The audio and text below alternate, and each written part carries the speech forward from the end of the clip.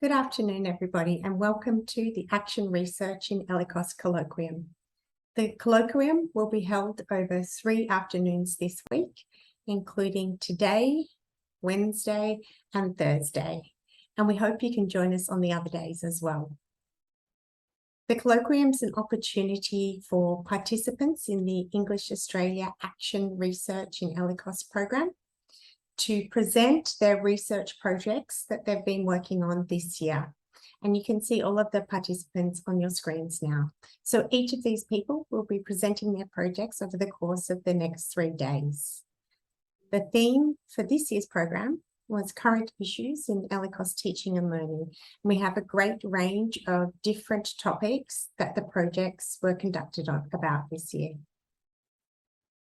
Before we get started, I'd like to sincerely thank our partner for the Action Research in ELICOS program, Cambridge. Thank you very much for all of your support and participation in the program. And now I'd like to introduce Professor Anne Burns. Anne is the key academic reference person for the Action Research in ELICOS program. And Anne supports all of the teachers who undertake the program. Anne is an expert in action research, and she's a global reference in action research. She's published extensively on the topic, and she also has a book called Doing Action Research in English Language Teaching. And Anne not only works with teachers in Australia in the Action Research in ELICOS program, but she works with teachers from all over the world, supporting them to conduct action research and classroom-based research in their classrooms. So thank you very much for joining us today. And Anne is going to very briefly explain the process of action research before we get started with the projects. Thanks, Anne. Oh, thank you very much, Sophie, for that introduction. And also, I'd like to add my welcome to everybody who's participating today, and also to thank the teachers who've been part of the programme for this year and who've worked extremely hard on their various projects in a situation and a context which I'm sure many of you will know has not been the easiest over the last few years. So very grateful to those teachers, and I think you're going to thoroughly enjoy the presentations over the next few days. So just for those people who may not be too familiar with the concepts of action research, I'd just like to briefly explore what action research is and give a little bit of background. So it's possible to describe it as a self-reflective process in which teachers look critically, and by that I mean in a positively critical way, at their classrooms through a particular approach to inquiry.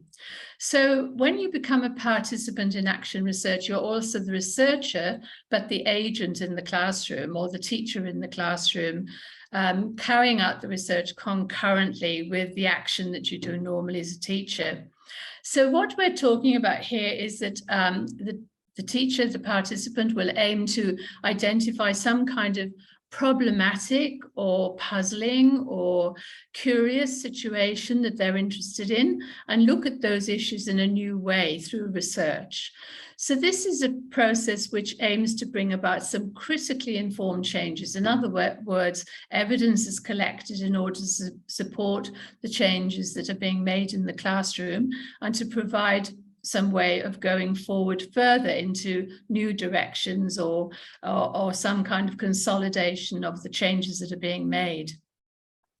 And one of the other things we can say about action research is that it's underpinned by democratic principles. And what I mean by that is that the teachers are the owners of the research and the work that's done in the classroom. So the evidence is being sought through one's own agency, through a democratic process of working with students in the classroom situation also. So just going on a little bit to look at the processes of action research, we use in this program the model which is put forward by Chemis and McTaggart, quite quite an established model, as you can see, for the 1980s. But it's one that has a reasonable way of explaining what the process is, and teachers find it quite helpful. So there are 4 kinds of different stages in this plan, in this process rather. The first is plan.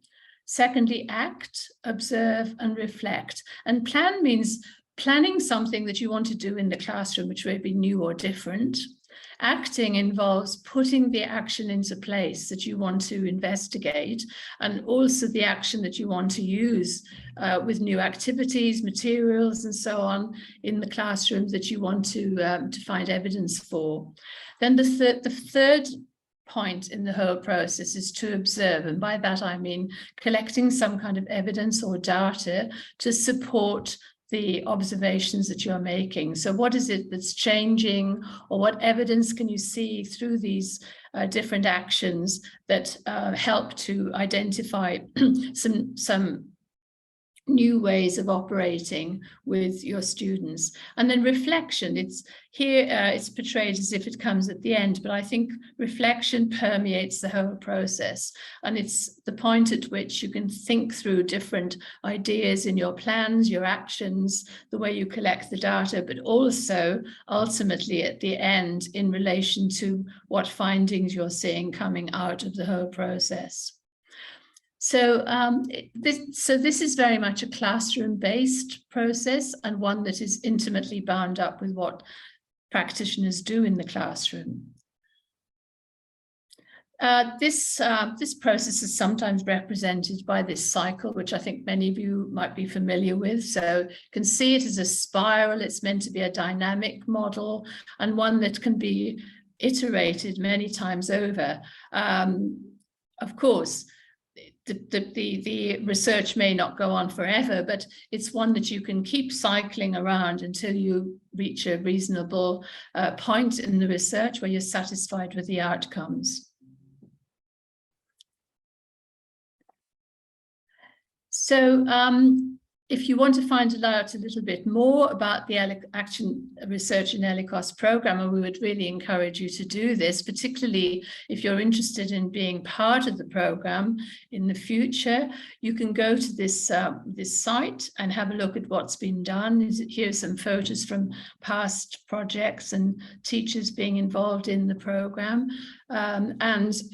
Fortunately, the program will be going on next year, so we're really excited if you feel that you can join in with this program yourself.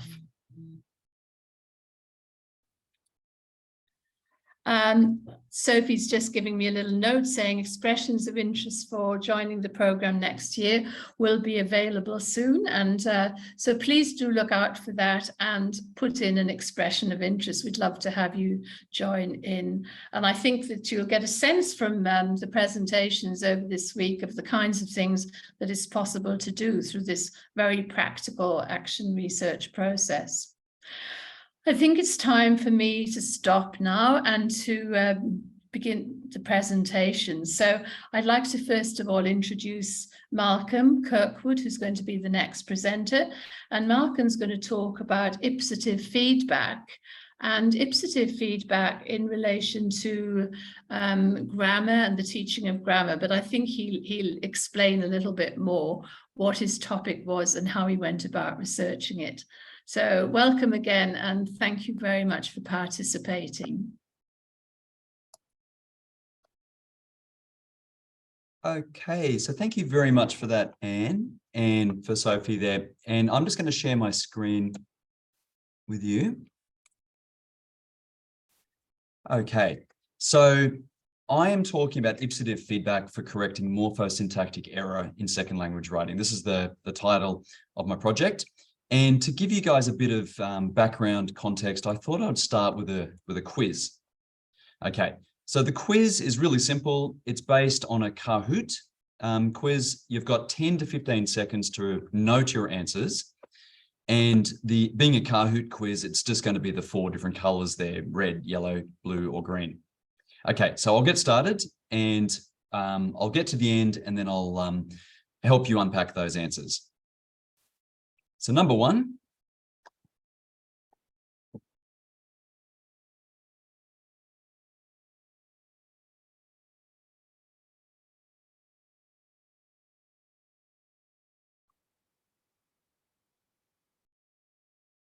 action research?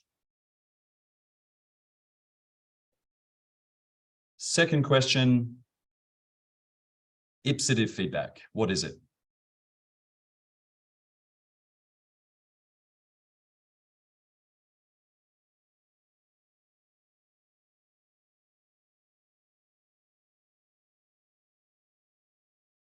Question 3, bit of a longer question. Surface level morphosyntactic error analysis involves the study of.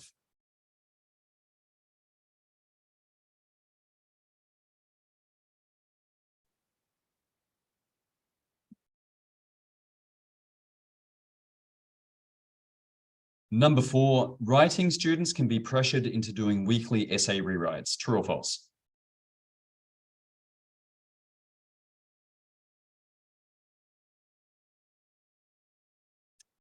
And our 5th and final question.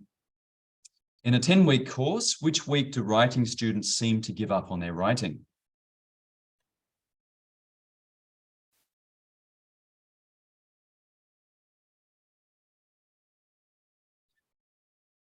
Okay, so let's look at those answers that I'm sure you've all noted down. So action research, emergent real-time research with a focus on problem solving.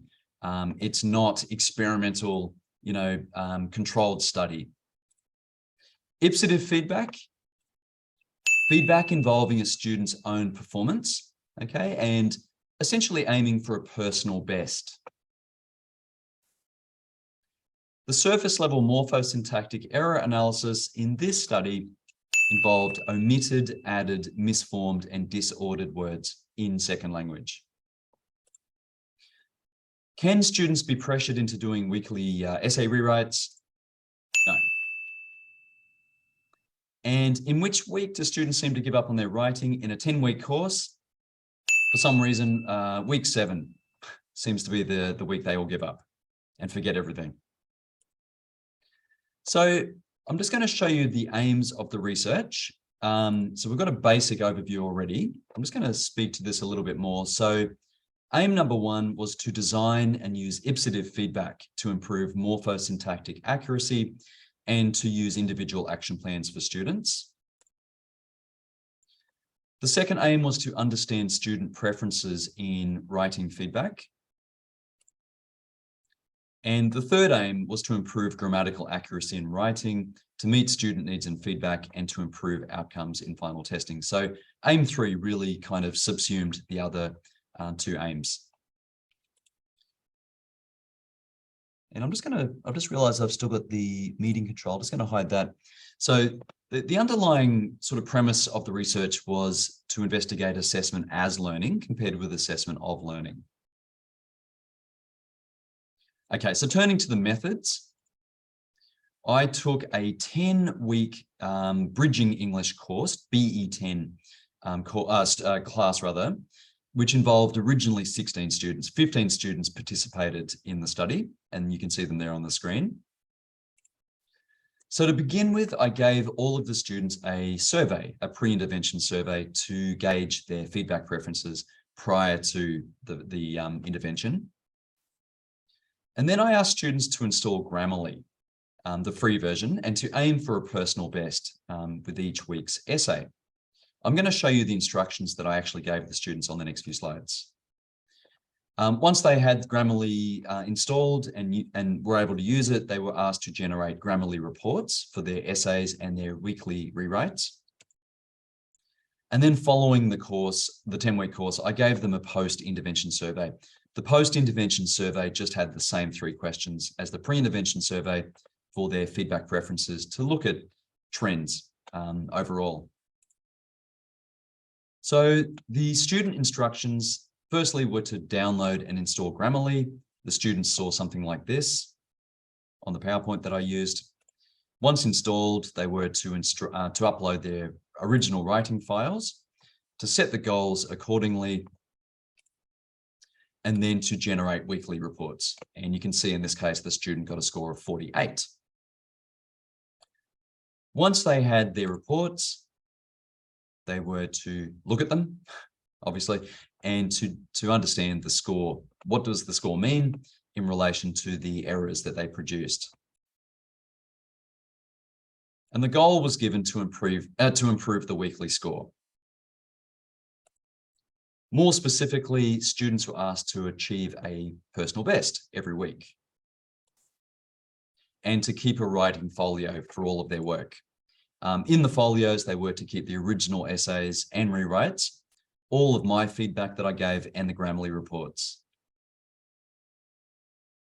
Okay, so turning to the findings. With the Grammarly scores, I noticed a statistical difference, okay, between week 1 and 9. But when we look at week 7, the infamous week 7, it seemed to account for that statistical difference. So I removed week 7 data from the findings, and that statistical difference also disappeared. So the question remained, did ipsative feedback actually help? So turning to their rewrites, I started here. I had a look at their rewrites on a weekly basis, and in each week, students all performed better in their rewrites on an average basis, and also per student. So every student improved every week with rewrites. So then looking at grammatical accuracy, I wanted to get a bit more nuanced with this measure. So just remembering that, that aim, improving grammatical accuracy, I looked at the Grammarly reports, and you'll notice that there are critical and advanced errors. So just turning back to aim 1, we heard about this surface strategy taxonomy for improving morphosyntactic accuracy.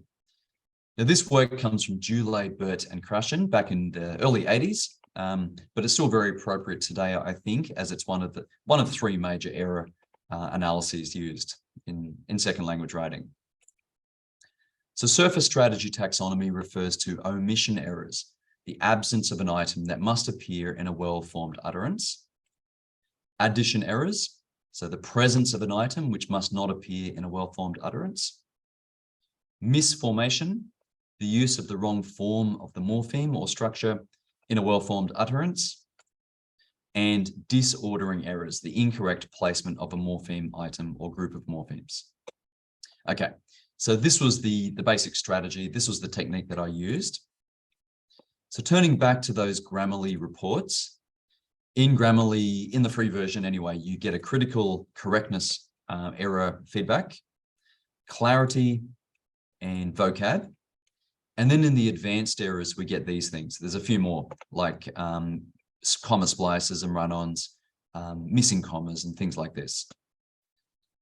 So I felt, for the purpose of this research, with the surface level morphosyntactic error analysis, I felt that correctness errors would suffice. So I used these and I ignored the others.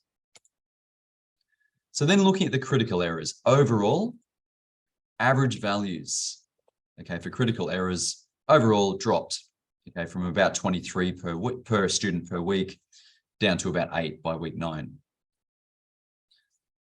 Looking at a raw score of the critical errors, there was a statistical difference between the beginning and the end of the course. And this was good, despite that week 7 massive flare up there, which I still don't really understand. Okay, but where were the differences specifically? So when I looked at a distribution of errors, and I've just made up a pie chart here. So overall, about exactly 35% of errors were misformation errors. So these included misspelling, subject-verb agreement, noun number, verb form, modifiers, tense sequence. The biggest category was omission, and you can see on the screen what this referred to: determiner use, preposition use, etc.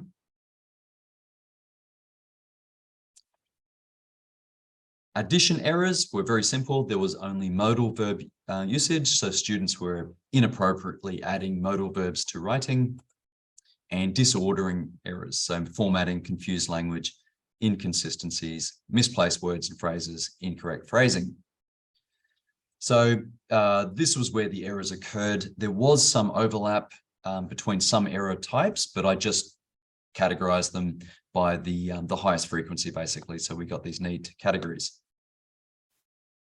Okay, so the interesting thing was looking at the not just the distribution of errors, but the change in frequencies over the 9 weeks. So looking at disordering errors, there was a marked decrease in errors overall. The misformation errors, there was kind of not much of a change, a slight increase towards the end. Omission errors, there was an increase. And addition errors, you could say there was an overall increase, although the numbers were pretty low. You can see on the axis here, only about 5 or 6, 4 or 5 or something per week. So pretty low numbers for the addition, but the omission and the misformation errors were kind of a concern because they didn't really do what I thought they would with the ipsative feedback. Anyway, turning to attitudinal findings, this was from the surveys. I'll just bring them up on the screen here. So the pre-intervention survey, post-intervention survey, as I mentioned, just included the same 3 questions, and I just wanted to see differences in student attitudes before and after the intervention. So turning to question 1, which was the importance of feedback, students were given a Likert scale between not at all important all the way up to extremely important. And you could probably guess, okay, the pre-intervention survey was high. The post-intervention survey was also really high. So feedback was obviously important. It was seen as important in all students. Feedback explicitness. Now, this was looking at implicit versus explicit feedback, direct versus indirect feedback. So do students like to be told exactly what the error is, or do they like something a little less direct? So looking at this, questions 1 and 2 were kind of indirect feedback. 5, 6, 7 were also indirect. 3 and 4 were the direct feedback type, feedback. So looking at indirect feedback, there was kind of mixed results. I kind of discerned that students didn't particularly like the indirect feedback from this. With much more direct feedback, there was a much clearer pattern. They definitely preferred direct feedback, explicit feedback. So direct feedback was preferred. And then questions 5 to 7 were the very indirect forms of feedback. And as expected, I guess, students didn't like this based on those first 2 responses. So overall, indirect feedback was disliked, direct feedback was preferred. Now, turning to feedback style, I wanted to include a measure that operationalized ipsative type feedback versus other types of feedback. So the students were asked to choose a statement that best describes their feelings about writing feedback.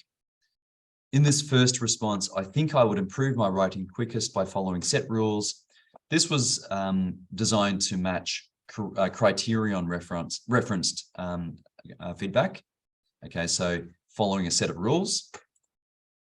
The second response was ipsative because they were asked, would reflecting on their own errors in their own previous writing be the best? And the third one, I think I would improve my writing the quickest by comparing my writing with other students.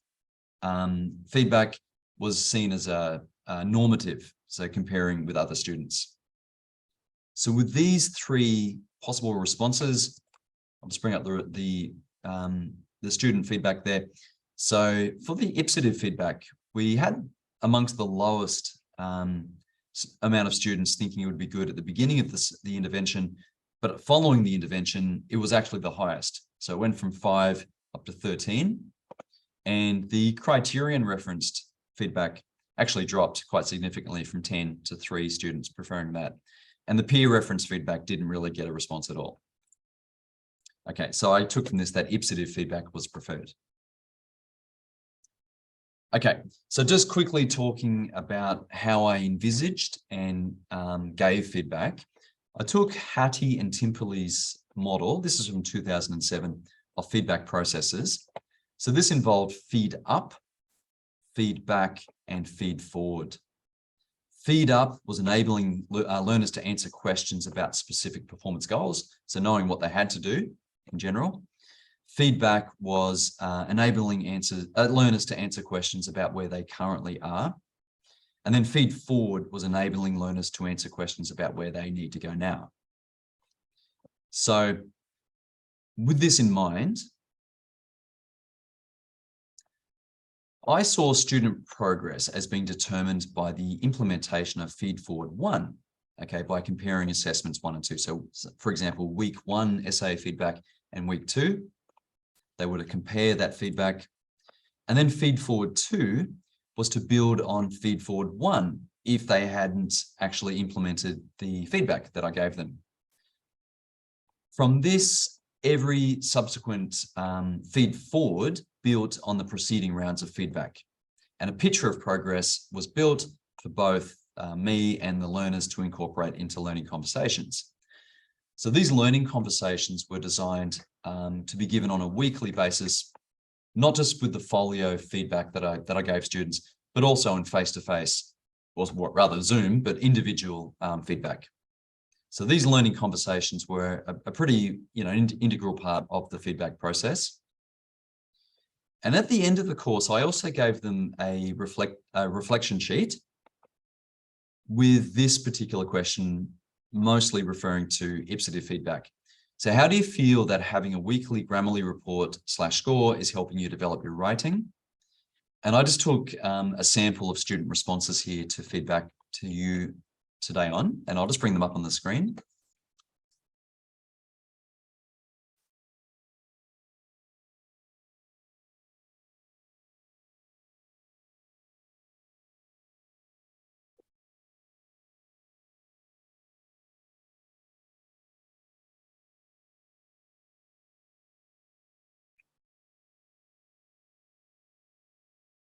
All right, so we see some pretty positive feedback. We do see a balance of feedback. We do see mixed feedback, I guess. Which one was it? Number 3, but it cannot help me really improve the writing skills because I repeat errors. So that was interesting. You'd think, well, maybe don't repeat the errors, but the other feedback was quite positive and helped sort of reinforce the idea of ipsative feedback. Okay, so turning to conclusions and recommendations from the research. Conclusion 1 was that reductions in morphosyntactic error frequency occurred with ipsative feedback. The related recommendation was to keep using personal bests in writing, okay, and probably other areas of language development as well. Conclusion 2.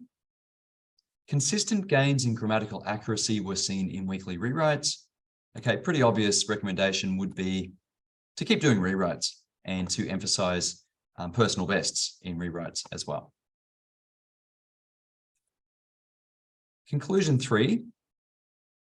2. Surface error forms followed a specific frequency in production. If we might remember that omission errors were the greatest frequency, followed by misformation, disordering, and addition type errors. And disordering type errors improved with ipsative feedback, while the others didn't, at least in the course of 10 weeks of study. So the recommendation here would be to focus on omission and then misformation, disordering, and addition type errors, to put more focus on those omission errors and misformation errors, and to do more research on how to target these types of errors.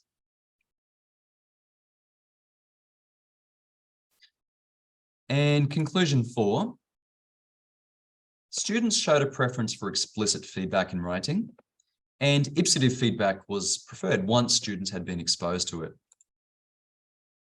So related recommendations would be to encourage proper understanding of feedback and error types, show students maybe the different types of error feedback that they might be exposed to, let them see the differences, and to highlight and contrast ipsative feedback with other forms of feedback.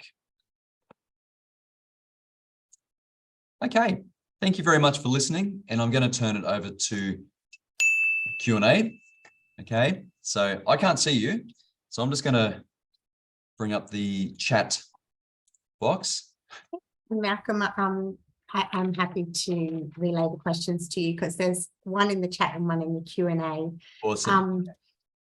So Sue has asked if you saw a difference between the end of session results of this class compared to other classes. I'll just say this out loud. No, I didn't. Not this time because it was just one round of research.